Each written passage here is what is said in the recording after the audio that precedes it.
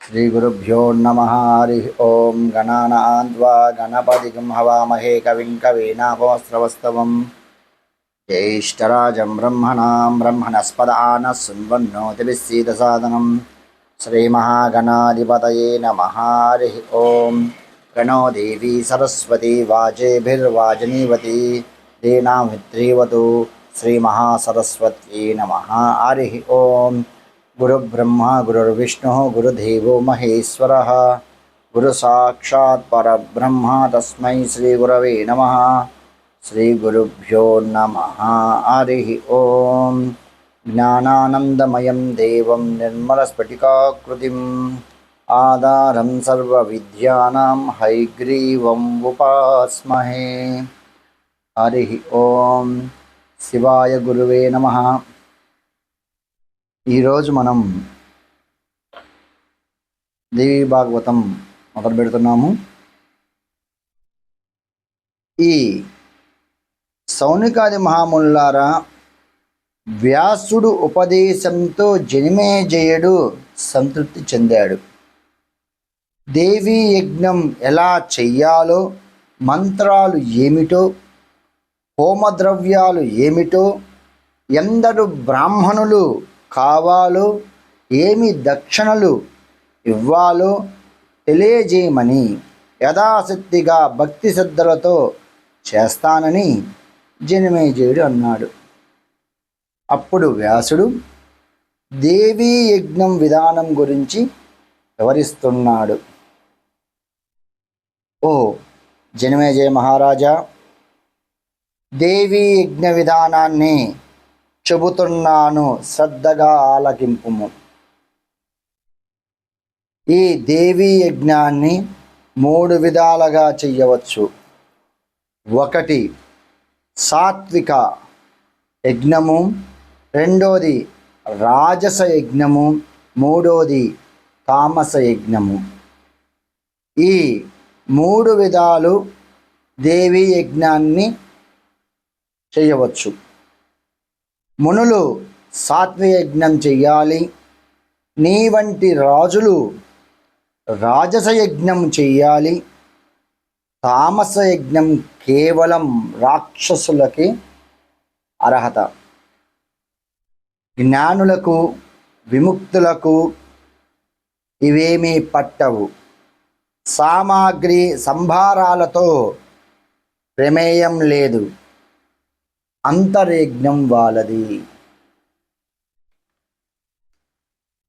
దేశము, కాలము, ద్రవ్యము, మంత్రము, బ్రాహ్మణులు, శ్రద్ధ ఇవన్నీ సాత్వికంగా ఉంటే దాన్ని సాత్విక యజ్ఞం అంటారు.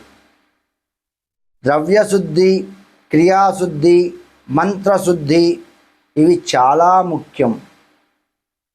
పూర్ణ ఫలాన్ని ఇస్తాయి. లేకపోతే యజ్ఞం ఫలించదు.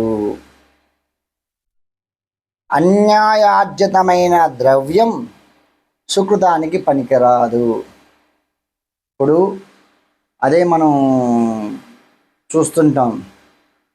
ఒక్కొక్కడు వచ్చి 1,00,000 రూపాయలు ఉండీలో వేస్తాడు. కష్టపడిన వాడు రూపాయే వేస్తాడు. అది ఏంది? రెండవటిగా వాళ్ళు కష్టపడ్డారు కదా అని అనుకోవచ్చు. ఇక్కడ చెప్తున్నాడు అన్యాయార్జితము అంటే మనం గ్రహించాలి ఏంటంటే, అందరినీ మనం అనలేము. కొంతమంది వ్యక్తులు ఉంటారు, దుర్మార్గులు, నీచులు, నికృష్టులు.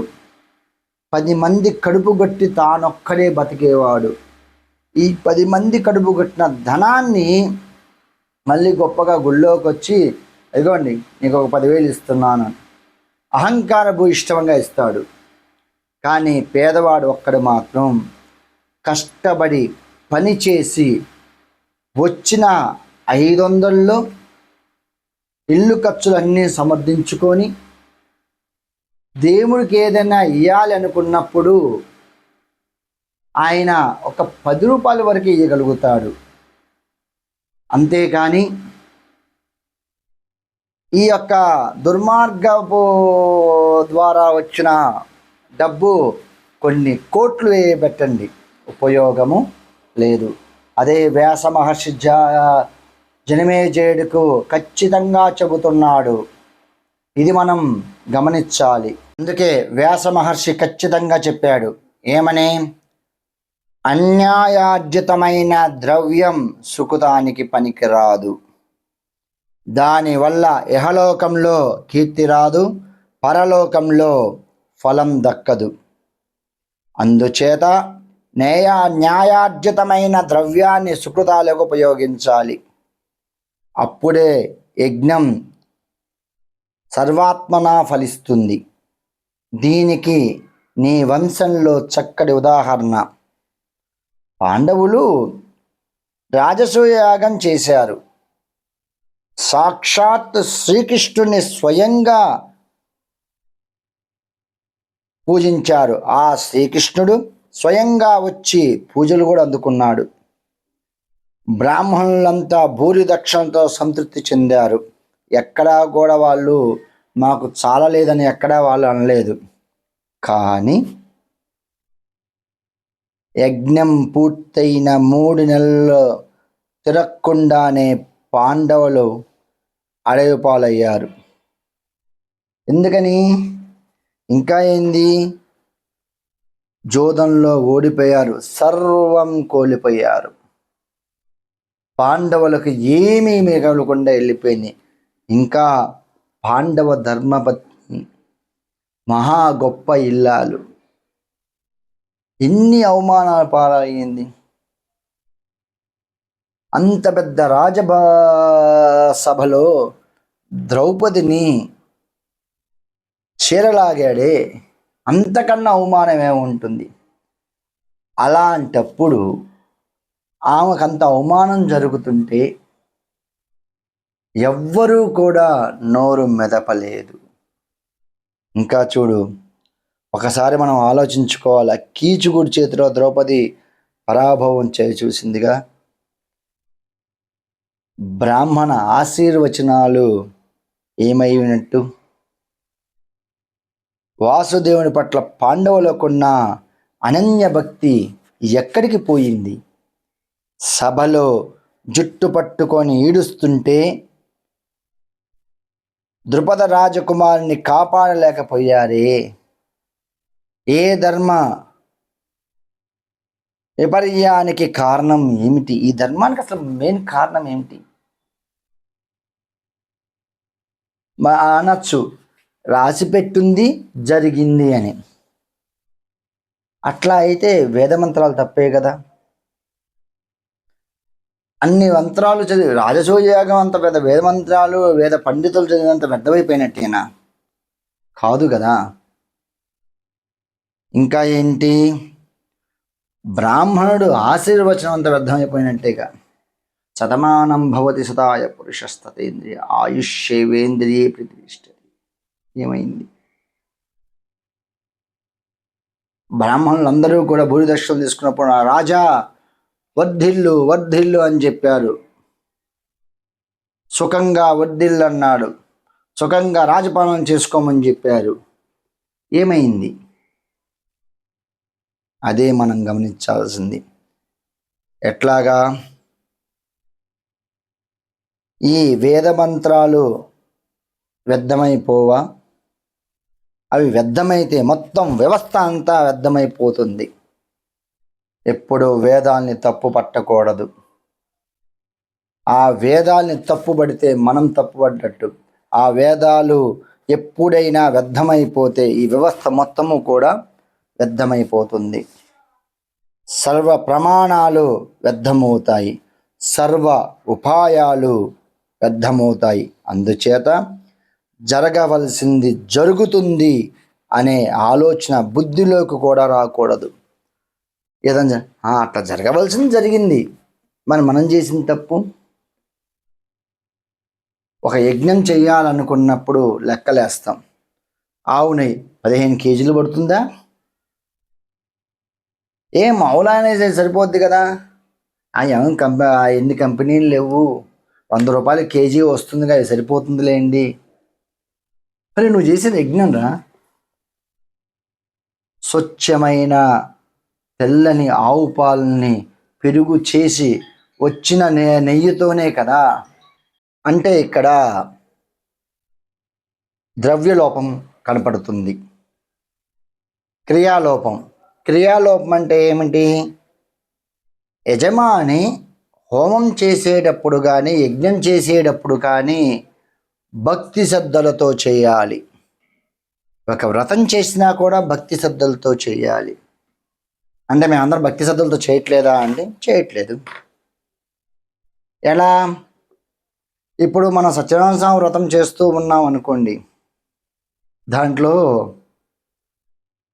ఈ యొక్క సూర్యగ్రహ దేవత ఆవాహయామి స్థాపయామి పూజ అనగానే ఈ లోప ఎవడో వస్తాడు, మీ బంధువు, అన్నయ్యో తమ్ముడు ఎవడో వస్తాడు. అన్న వచ్చావా? కూర్చోక టిఫిన్ చేస్తాను తినన్నా. మరి నువ్వేం చేస్తున్నావు ఇక్కడ? నువ్వేం చేస్తున్నావా ఇక్కడ? పలకరింపుడు తప్పులు కదా. నువ్వు చేస్తుంది భగవంతుడు నీ కోసం, ఎవరి కోసం నువ్వు చేయట్లేదు. వచ్చిన వాళ్ళు దేవుని దండం పెట్టుకుని పక్కన ఉంటారు. లేదా ఒక నియమించి అక్కడ, ఒరే నేను పూజలో ఉన్నానురా, నన్ను కదిలియద్దు, ఎవరైనా వస్తే వాళ్ళని తీసుకోమని చెప్పాలా. దీన్ని ఏమంటారు? క్రియాశుద్ధి లేకపోవడం. మూడవది మంత్రశుద్ధి. ఈ మంత్రశుద్ధి గురించి చెప్పేది ఏముంది? సరే బ్రాహ్మణుడు పూజ చేస్తున్నా అనుకోండి, పంతులు గారు ఏమనుకోక నాకు మీటింగ్ ఉంది, తొందరగా ముగించండి. ఏం ముగించాలి? ఎవరి కోసం చేస్తున్నావు అంటే అర్థం ఏంటి? లేదులేండి ఎప్పుడుండే పూజలేగా, ఏదో ఒక 10,000. ఎవరికి 10,000 కడుతున్నావు? ఎవరికి చేస్తున్నావు? ఏది ముఖ్యం? అట్లా నువ్వు మీటింగ్ ఉన్నప్పుడు ఇది ఎందుకు పెట్టుకున్నావు? నీ మీటింగే పెట్టుకోపోయావా? అదే కదా నేను చెబుతుంది. వ్యాస మహర్షి కూడా చెబుతుంది అదే కదా. ఏమని? ద్రవ్యశుద్ధి, క్రియాశుద్ధి, మంత్రశుద్ధి ఉండాలి. ఈ మూడు లేకపోతే అలాంటి యజ్ఞం ఫలించనుగాక ఫలించదు. దీనికి నేను జనమేజయ కొన్ని ఉదాహరణలు చెబుతా, దాన్ని బట్టి నువ్వే నిర్ణయించుకో. ఒక మంచి పని చేసేటప్పుడు విపరీత ఫలితాలు వస్తే ఆ పనిలో ఎక్కడో ఏదో పొరపాటు జరిగిందని నువ్వు భావించాలి. అంతేగాని ఏమండి నేనండి మొన్న 30,000 పెట్టి యజ్ఞం చేయించానండి, ఏం వచ్చింది, నాకేం దేవుడు కరుణించట్లేదండి. నువ్వేం చేసావు? భలేవారండి, బ్రహ్మాండ వేద పండితుని పిలిపించానండి. ఎవరికి? బ్రహ్మాండ యజ్ఞం చేశాను పంతులు. బ్రాహ్మణుడు బాగానే చేస్తాడు, మనం నువ్వేం చేసావు? అదేంటండి మేము భక్తిదానం చేసాం. ఎంతవరకు భక్తి చెప్పింది అదే కదా ఇందాక.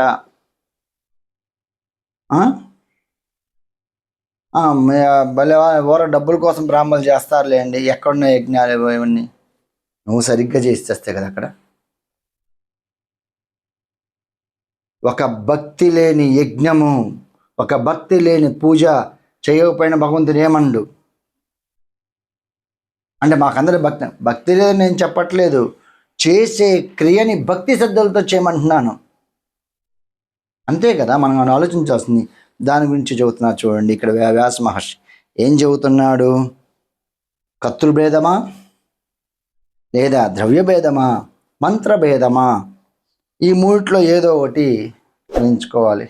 ఇప్పుడు మా పంతులు గారు మా ఇంట్లో ఏకాదశి రుద్రాభిషేకం చేయించాలనుకుంటున్నామండి అని.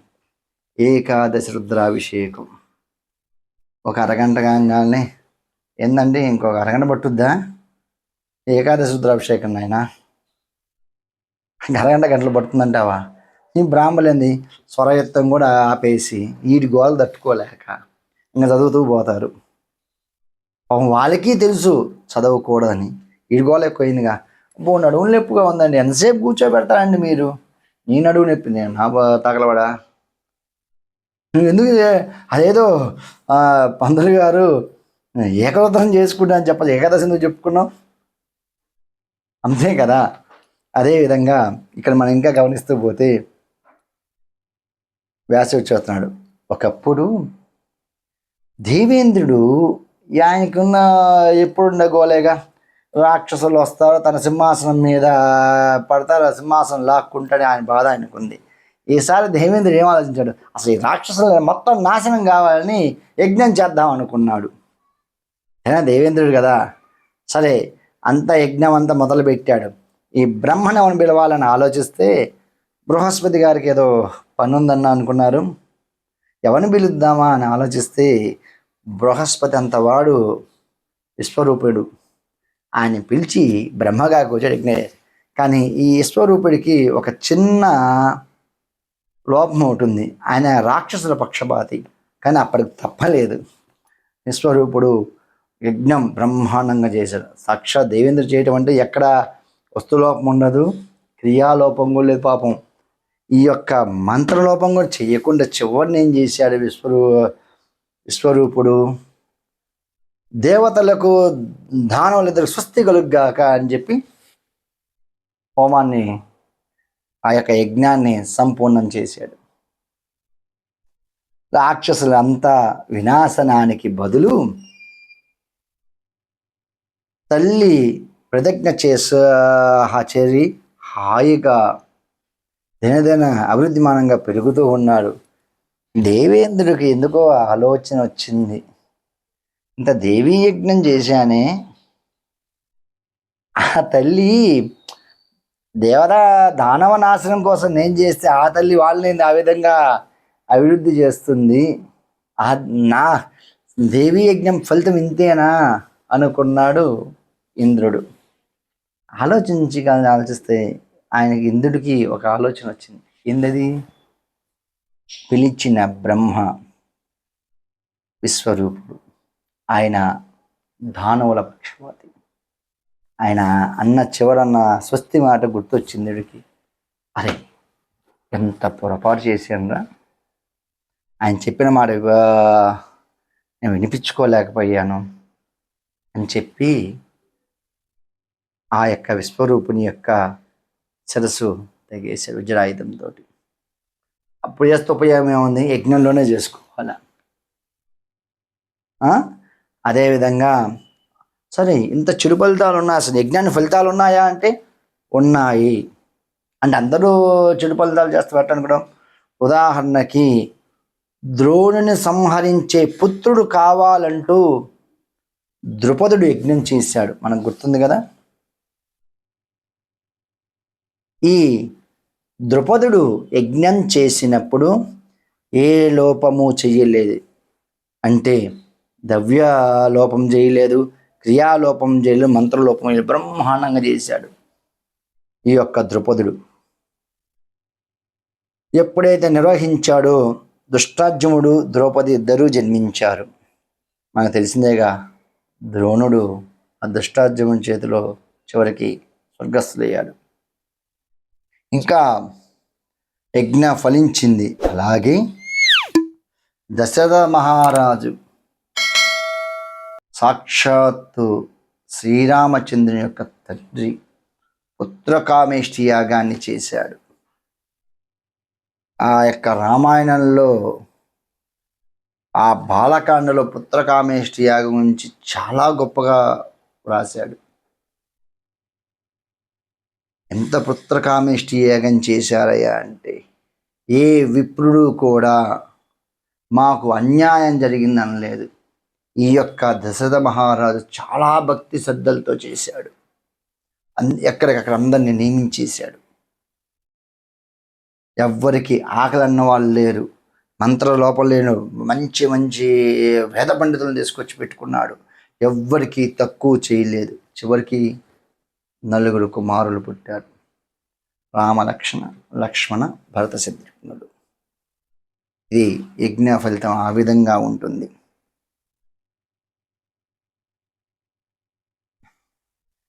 అదేవిధంగా నిర్దిష్టంగా యుక్తియుక్తంగా నిర్వహించే యజ్ఞాలు ఇలానే సత్ఫలితాన్ని ఇస్తాయి. కనుక ఇలా కాకుండా దోషదుష్టంగా చేస్తే విపరీత ఫలితాలు ఇస్తాయి. అందుచేత అత్యంత జాగరూకులై చేయాలి. ఎంత జాగరూకులై చేయాలి? మనము అన్నము పప్పు కూర చేస్తుంటాము. కూర చేసేటప్పుడు అన్ని జాగరూకంలో చక్కగా కూరలు అన్నీ సంపాల్లో వేయాలి. ఏదో మర్చిపోయి ఉప్పు ఎక్కువ వేసావు అనుకో, ఆ కూరని తినగలవా? ఏంది ఇంత చండాలం చేసావు? తినే ఆహారాన్ని నీకు అంత నా దేవతా యజ్ఞం ఎంత ఉండాలా?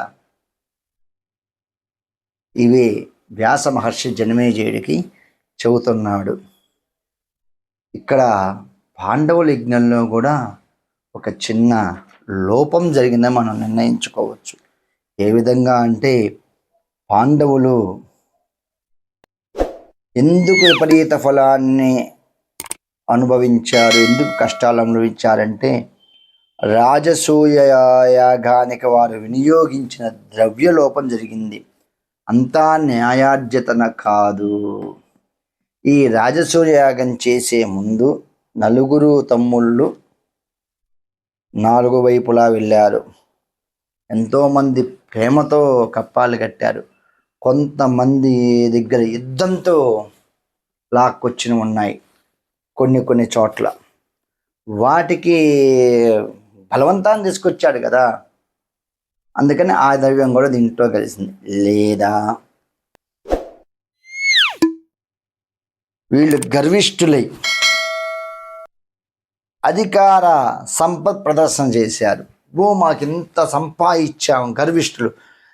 నేను ఇవాళ బంగారం నగ సంపాదించుకున్నాను చూసా, అందరికి 10 మంది పిలిచేయగో నగ మూడర్లంట. ఎవరికి కావాలి నువ్వు కొంది? గర్వం. ఈరోజు మా ఇంట్లో సోఫా తెచ్చారు 2 లక్షలు. నీ సోఫా 2 లక్షలు అంటే నీ గర్వంగా చెప్పుకుంటున్నావు. ఇందువల్ల వీళ్ళు కూడా సంపద మొత్తాన్ని కూడా అందరికీ చూపించాడు. ఇదిగో ఇదంతా అని. ఈ యొక్క కనుకనేనేమో విపరీత ఫలితం వచ్చింది. అహంకార పురుషులు ఎంత సంపాదించామని చెప్పలేం కదా. సాత్విక యజ్ఞం అత్యంత దుర్లభం. ఇప్పుడు యజ్ఞాల గురించి చెప్పుకుందాం. సాత్విక యజ్ఞం అత్యంత దుర్లభం. ఇది వైకానసములకు విహితమైన యజ్ఞము. వారు నిత్యము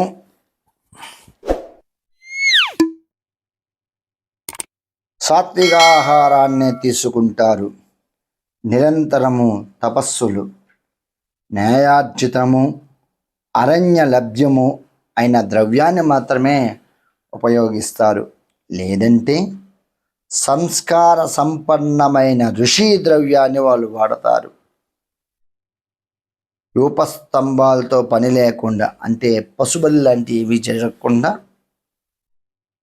కేవలం పురోడాస్యాన్ని మంత్రపూర్వకంగా హోమంలో చేస్తారు.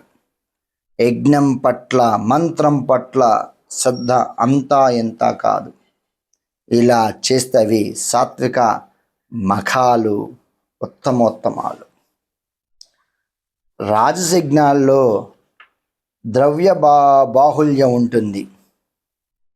యూపాలు ఉంటాయి, అంటే పశుబలు లాంటివి కూడా రాజయజ్ఞంలో ఉంటాయి. ఇవి క్షత్రియులకు, వైశ్యులకు విహితాలే. దానవులకు చెప్పిన తామస మఖాలకు సక్రోధాలు, సామరస్యాలను, అవి మదవర్ధకాలు, క్రోయజ్ఞాలు. ఈ రాక్షస యజ్ఞం అంతా ఎట్లా ఉంటుందంటే కచ్చపూరుతుంది, కోపంతో ఎక్కువగా చేస్తుంటారు. ఇవి రాక్షసులుగా అవుతుంది. సాత్వయజ్ఞాలు వాళ్ళ పనికి, రాజయజ్ఞం కూడా అందరి కోసం చేస్తారు. వీళ్ళు అట్లాగా తన కోసం చేసే రాక్షసయజ్ఞం. ఏ విధంగా అంటే, నన్ను పలానా వాడు హింసబెట్టాడు, వాడు సర్వనాశనం కావాలి.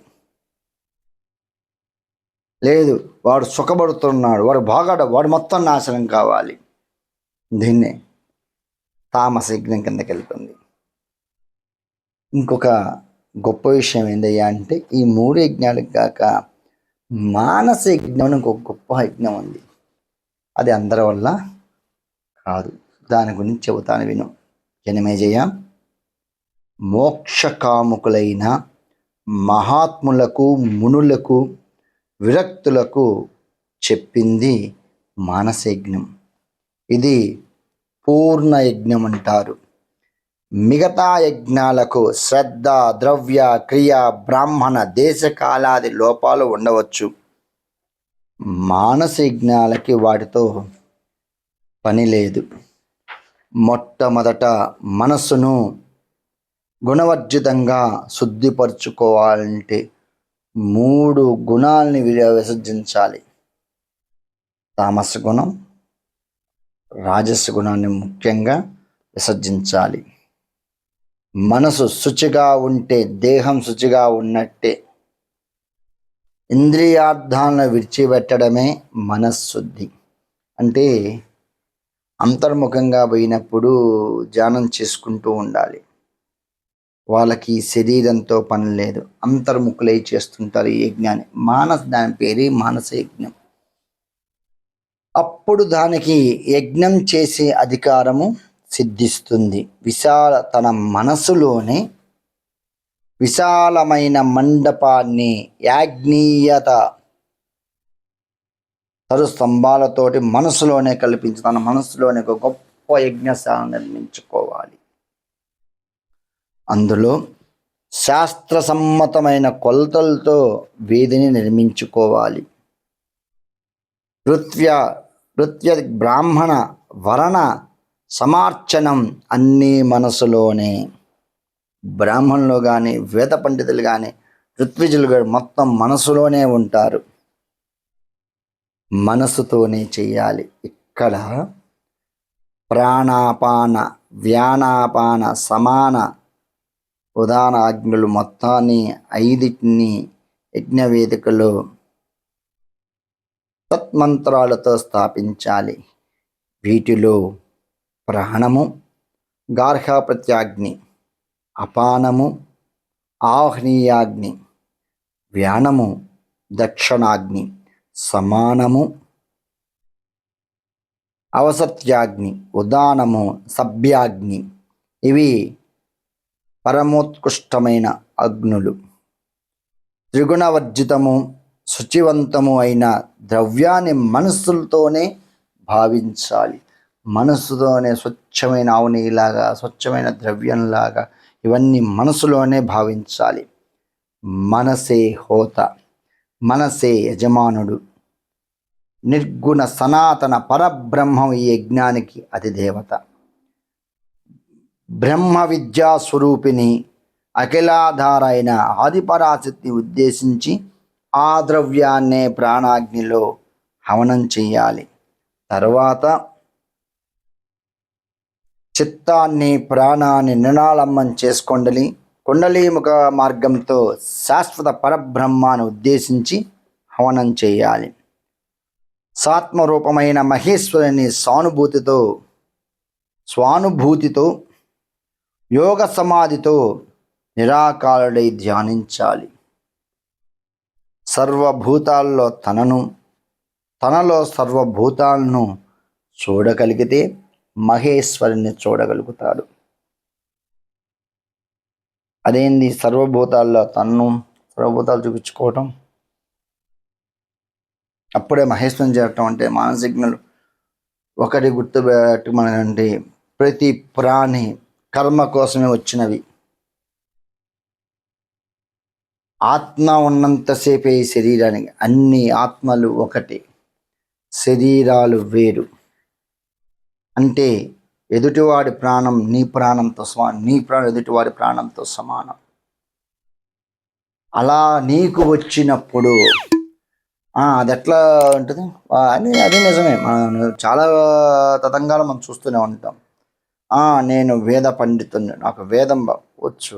పామరును చూసి అది చిన్నప్పుడు ఒక కథ చెప్పుకునేవాళ్ళం.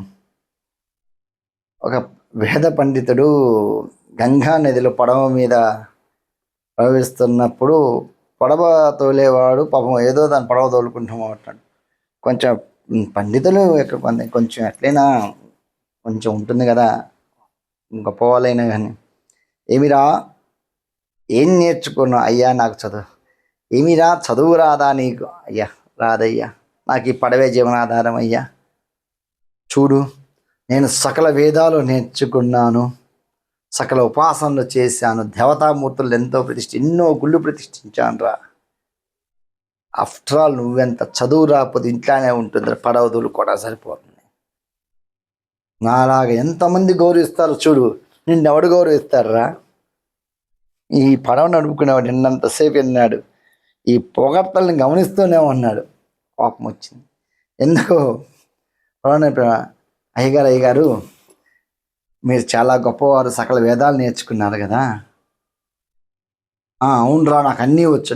సరే నీకు ఈత వచ్చా అని ఏమన్నాడు. ఈత వచ్చా అన్నాడు. రాదురా, నాకు వచ్చాయి కానీ పడవను వదిలేసి గోదావరిలో దూకి కొంత దూరం పోయాడు. ఒరే నాకు ఈత రాదురా అన్నాడు. పందులుగా నువ్వు వేదం చదవండి, అదే వచ్చుద్దన్న. అదెట్టా వచ్చుద్దిరా, నాకు రాని నేనేం చేసేదిరా.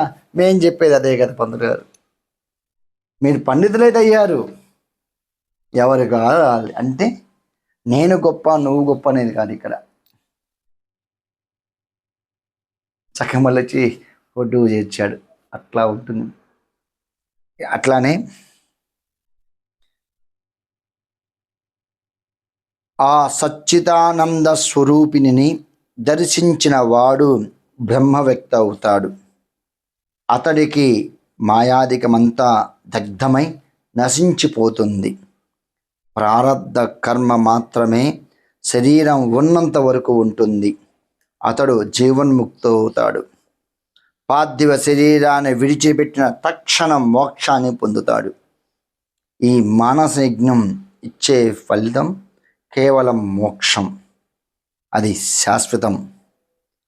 మిగతా యజ్ఞాలు ఇచ్చేవి లౌకిక ఫలాలు, అశాశ్వతాలు.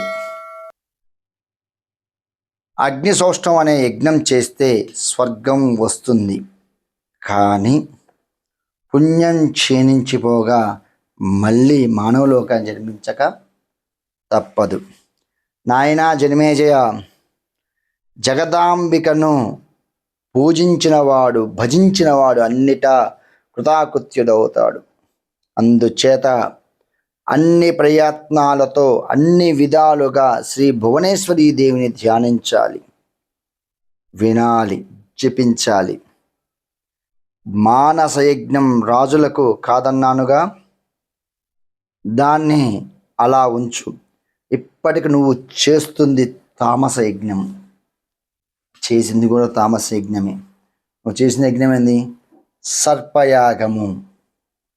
తక్షకుడితో పెట్టుకొని కోటాను కోట్ల సర్పాలను యాగాగ్ని ఆహుతి చేశావు. ఇప్పుడు దేవీ యజ్ఞం చెయ్యి.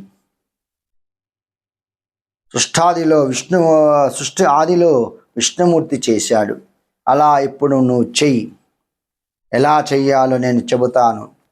చెయ్యడానికి సమర్థులైన యాజ్ఞికులు ఉన్నారు. యజమానుడిపై ఈ యజ్ఞాన్ని చేసి యజ్ఞ ఫలాన్ని నీ తండ్రికి దారపోయి అతడు దుర్గతిని తొలగించుకుంటాడు. విప్ర అవమాన పాపం వల్ల నరకం తప్పదు. బ్రాహ్మణుని వేద పండితులని ఎవరైతే అవమానిస్తారో వాళ్ళకి నరకం తప్పదు. మళ్ళీ ఇది ఎక్కడి నుంచి వచ్చిందండి? నిజమే. అది పురం హితం కోరువాడు పురోహితుడు. ఒక పురోహితుడు అనేవాడు నా పురం బాగుండాలని కోరుకుంటాడు. ఎక్కడ ఏ బ్రాహ్మణుడు కచ్చా కాపణ్యాలు ఉండవు. ఏముంది లేరా, బ్రాహ్మడేగా, ఏముంది, ఎప్పుడు ఆ పంచ కట్టుకొని తిరుగుతూ ఆ పిలక పెట్టుకో. నువ్వేం చేస్తున్నావు? ఒక బ్రాహ్మణ్ణి అవమానం చేస్తున్నావు. ఇక్కడ గమనించి చూడు, ఒక మహర్షి యొక్క మెడలో చచ్చిపోయిన పాము వేస్తేనే కదా ఆ యొక్క జనమేజయ తండ్రికి అంత పెద్ద శాపం వచ్చింది. తక్షకుడు వల్ల మరణించబడ్డాడు. విప్రశాపం అంతా ఇంత కాదు. అట్లానే దానికి తోడు శాపదోషం ఒకటి, దుర్మరణం ప్రాప్తించింది. అది ఎలా అంటావా? నీ తండ్రికి ఆకాశంలో కాదు, భూమి మీద కాదు, దర్భలపైన కాదు, సంగ్రామంలో కాదు, గంగలో కాదు, సౌధనం స్థానం దానాది హీనమైన మరణం పొందాడు నీ తండ్రి పరీక్షిత్ మహారాజు. ఇది చాలా రకరకాలుగా దుర్మరణం, చాలా రకాలుగా నరక కారణం. జనమేజయ, కాలం ఆసన్నమైందని ముందుగా తెలియటం ఒక అదృష్టం. అలా తెలిసినప్పుడు ఏ సాధన లేకపోయినా మనసు నిర్వేదాన్ని పొందాలి, వైరాగ్య భావన కలగాలి. ఇది పంచభూతాత్మక శరీరము. దీంతో నాకు ప్రమేయం ఏమిటి, సుఖమేమిటి, దుఃఖమేమిటి? ఇది రాలిపోతే రాలిపోని.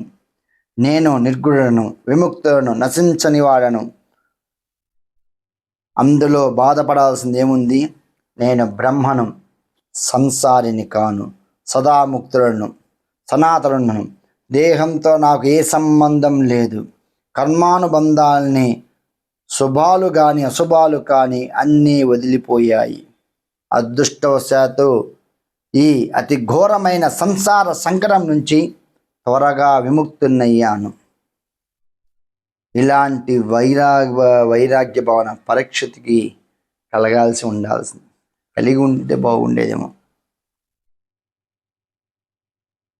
కలగలేదు. కనీసం దుర్మరణం నుంచైనా బయటపడేవాడేమో, ముక్తి కారణమై ఉండేది.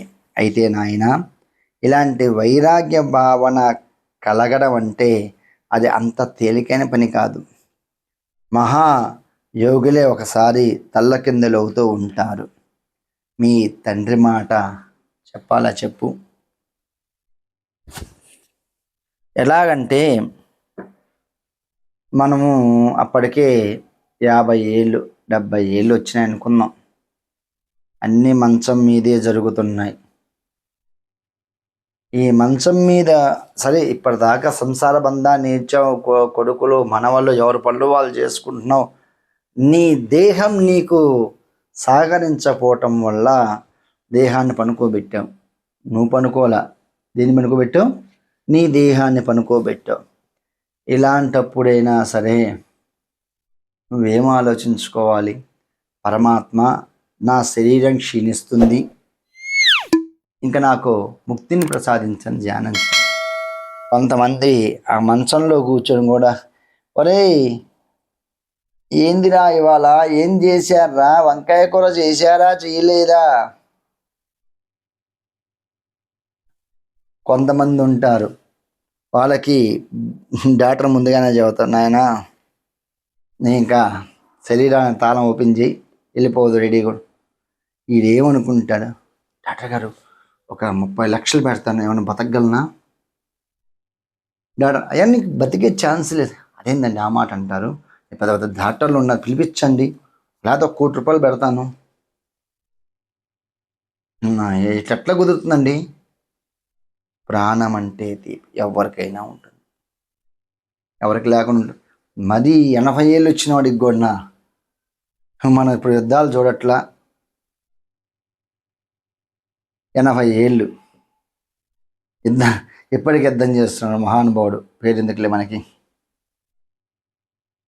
కనీసం గురువు గారు ఒక కథ చెప్పినట్టు మాకు గుర్తు. ఒకప్పుడు ఒక వ్యక్తికి 4 కుమారులు. ఆ ఈయనకి బాగా పరమ పిసినారి. ఈయన తన కుమారుల కోసం మంచి మంచి ఇల్లు కట్టించాడు, మంచి గృహాలు ఇచ్చాడు, అన్ని ఆస్తుపాస్తులు. ఈయనకి 82 ఏళ్ళు వచ్చినాయి. ఈయనకు ఒక పెద్ద ఇల్లు ఉంది. ఇల్లు పక్కన ఆవుల కష్టం కూడా ఉంది. వీళ్ళు కుమారులందరూ ఏం చేశారు, ఈయన ఎట్లా మరణిస్తాడు 2 రోజుల్లో అని అనుకుంటే తీసుకొచ్చి ఆవుల కష్టంలో మనకు ఎంత పెద్ద ఇల్లు కట్టుకుంటే నీకే రేపు గంట ముందు వేస్తా ముందు మనం గమనించాలి. అవునా, నా ఇల్లు బ్రహ్మాండంగా కట్టానండి, అసలు ఆ ఫర్నిచర్ తెచ్చానండి, 1,00,000 అయింది. ఎవరికి కావాలి? 3,00,000 అయింది. వరకు మొన్న నగదేయించుకున్నానండి. అసలు ఈ షర్టు బాగుందా, బ్రహ్మాండంగా ఉందా, ఇల్లు చూసి ఎంత బాగా కట్టాను, కేవలం ఎంత 3,00,000 అయిపోయింది, 3,00,00,000 అయింది, 4,00,00,000 అయింది, బ్రహ్మాండంగా కట్టాను. ఒక టీవీ ఉన్నది, 3,00,000 పెట్టి టీవీ కొన్నాం, 10,00,000 పెట్టి హోమ్ థియేటర్. ఏంది ఇవి? సరే అన్నీ కూడా అన్నీ సమకూరినాయి నీకు బ్రహ్మాండం, సరే భగవత్ కృప నీకు అన్నీ కుదిరినాయి. ప్రాణం పోయేటప్పుడు నువ్వేం చేస్తావు? అక్కడ అన్నీ వదిలేసి నీ శరీరం అనుకుంటే ఎంత అందంగా పుట్టాను, నాకన్నా అందగాడు లేడు, నాకన్నా పండితులు లేడు, నాకన్నా మంచి ఉద్యోగస్తులు లేడు, నాకన్నా గొప్పవాడు లేడు అని నువ్వు ఎర్రవీగిన ఈ శరీరాన్ని ఆ క్షణంలో నువ్వు వదిలేసి వెళ్ళిపోవాల్సింది. అవునా కాదా? సరే, ఈయనేం చేశాడు? మాట పోయింది, పక్షవాతం లాగా వచ్చింది, మాట పోయింది.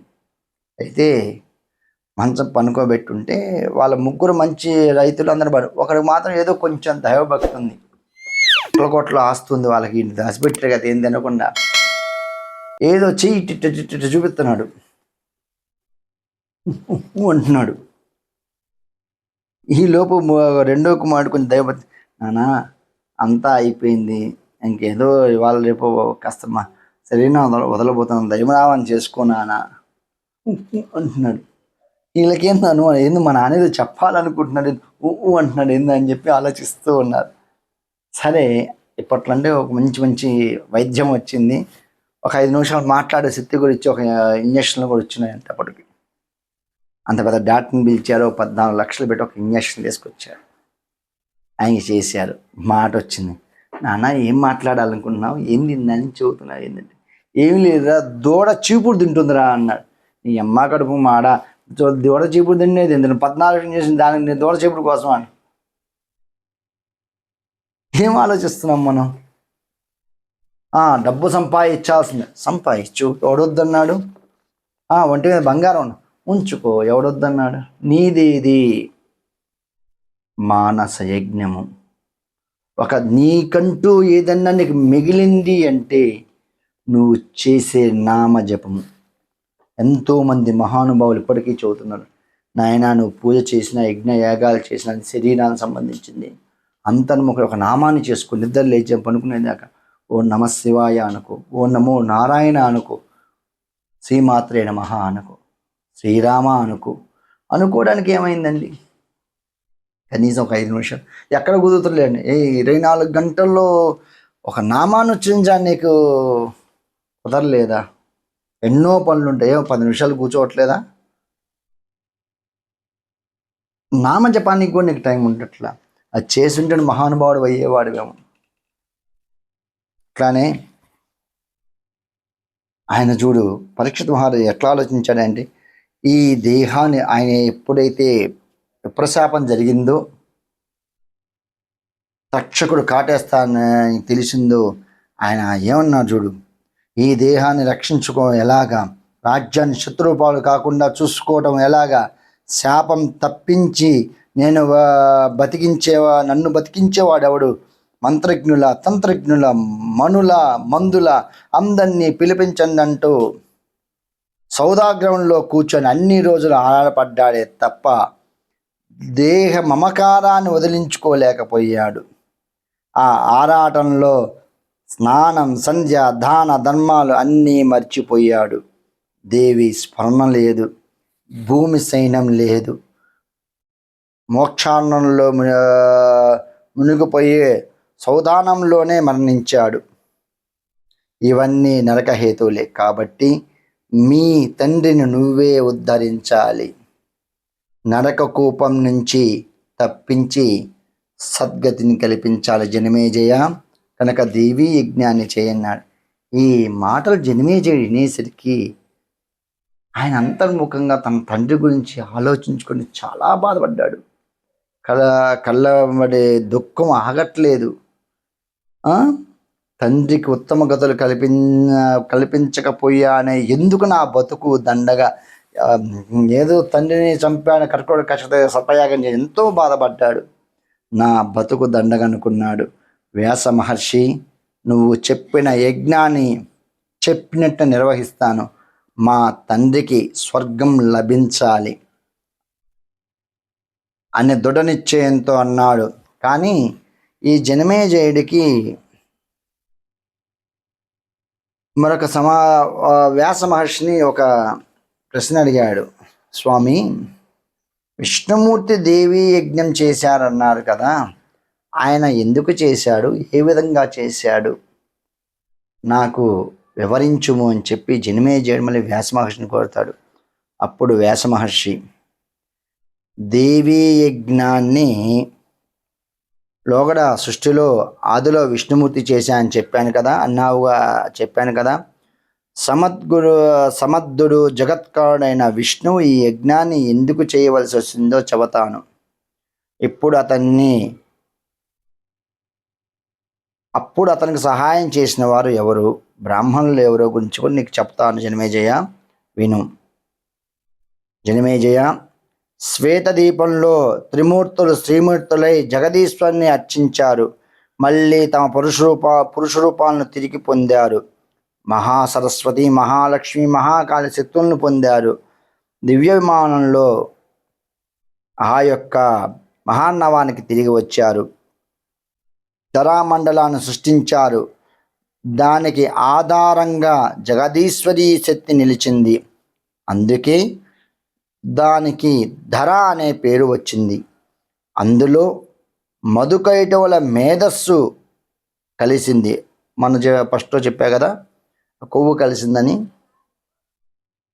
కనుక మేదిని అనే పేరు ఏర్పడింది. విశాలంగా విస్తృతంగా ఉంది కాబట్టి పృథ్వీ అనే పేరు సిద్ధించింది. మహి అనే పేరు కూడా అందువలనే. దీన్ని శేషుడు తన మస్తకంపై ధరించాడు. అటు ఇటు ఒరిగిపోకుండా నిలబెట్టడానికి ఇనపగుండ్రుల పర్వతాలు ఆవిర్భవించాయి. అందుకే వాటికి మహీధరాలు అని పేరు. మణిమయ రత్న శృంగాలతో బహుయోజన విస్తీరంగా బంగారు కొండలు కల్పించింది జగదాంబిక. దాన్నే మేరు పర్వతం అంటారు. మారీచి, నారదుడు, అత్రి, పులస్త్రుడు, పులహుడు, క్రతుడు, దక్షుడు, వశిష్ఠుడు అనేవారు బ్రహ్మదేవుడికి పుత్రులు. మరీచికి కశ్యపుడు అనే సుతుడు జన్మించాడు. దక్షుడికి 13 మంది పుత్రికలు కలిగారు. వారికి బహువిధాలుగా దేవతలు దైత్యులు జన్మించారు. అతి విస్తృతమైన కశ్యపీ సృష్టి జరిగింది. ఇది మనుష్య, పశు, సర్పాది భేదాలతో విస్తరించింది. బ్రహ్మదేవుడి శరీరంలో కుడి భాగం నుంచి స్వయంభూమను ఆవిర్భవించాడు. వామభాగం నుంచి శతరూప అనే స్త్రీ జన్మించింది. ఆవిడకు ప్రియవ్రతుడు, ఉత్తానపాదుడు అనే కొడుకులు కలిగారు. మరో 3 అత్యంత సుందరాంగుల పుత్రికలుగా జన్మించారు. ఇలా బ్రహ్మదేవుడు సృష్టిని జరిపి తన కోసం మేరు శృంగం మీద అతి మనోహరమైన సత్యలోకాన్ని నిర్మించుకున్నాడు. తర్వాత లక్ష్మీదేవితో కలిసి నివసించడానికి, క్రీడించడానికి అనువుగా విష్ణుమూర్తి అన్ని లోకాల పైన వైకుంఠాన్ని నిర్మించుకున్నాడు. శివుడేమో కైలాసాన్ని ఏర్పరచుకున్నాడు. భూతగణాన్ని సిద్ధం చేసుకొని పార్వతీ సహితుడై కైలాస పర్వత శిఖరం మీద విహరిస్తున్నాడు.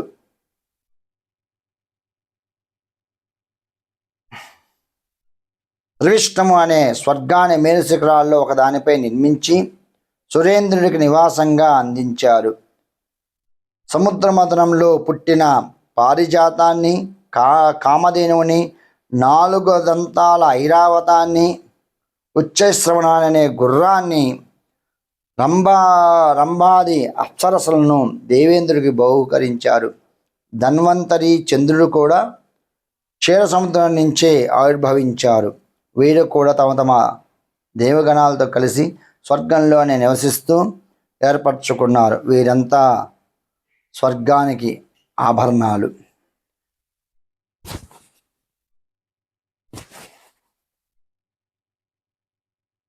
దేవతర్య మనుష్య భేదాలతో ఇలా ఈ సృష్టి ముప్పేట సాగింది.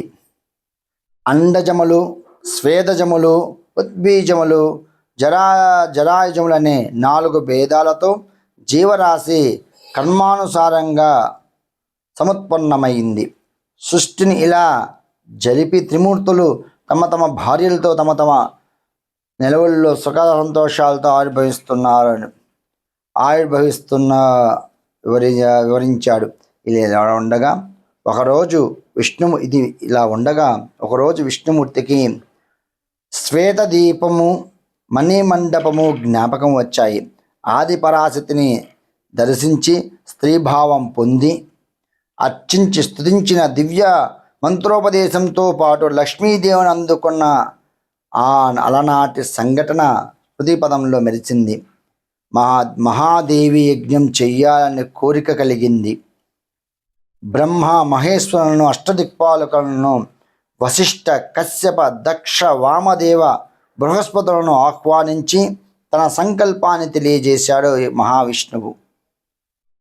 యజ్ఞ సంభారాలను పుష్కలంగా కల్పించాడు.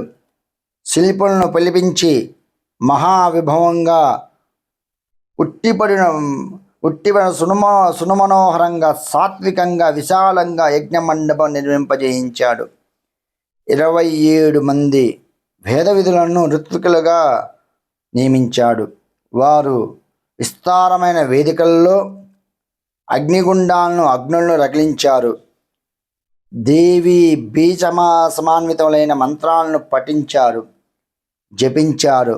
శాస్త్ర ప్రకారం హవిష్తో హోమాలు చేశారు. అప్పుడు ఒక శరీరవాణి ముదుమధురంగా వినిపించింది.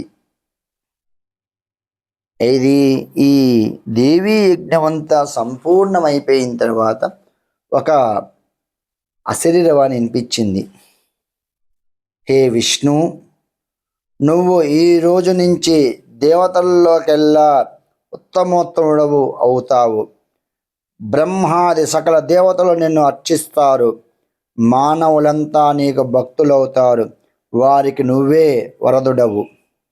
సర్వయజ్ఞాల్లోనూ నువ్వే ముఖ్యుడవి. యాజ్ఞికులు ప్రథమార్చన నీకే చేస్తారు. దానపీడలు సంభవించినప్పుడు సకల దేవతలు నిన్నే ఆశ్రయిస్తారు. వేద పురాణాలన్నిటా నువ్వే పురుషోత్తముడిగా కీర్తించబడతావు. భూలోకంలో